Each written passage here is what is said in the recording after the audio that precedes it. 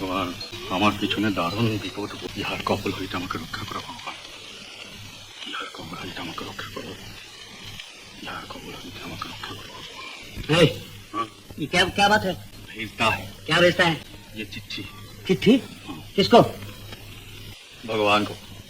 भगवान को?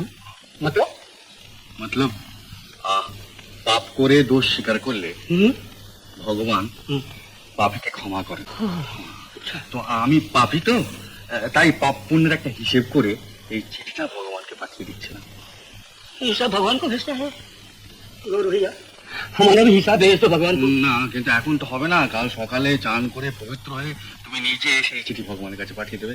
কেননা এই একসঙ্গে দুজনে খবর পাঠালে তো ওই ভগবান নিতে পারবে না। तो सच बात है, ठीक है।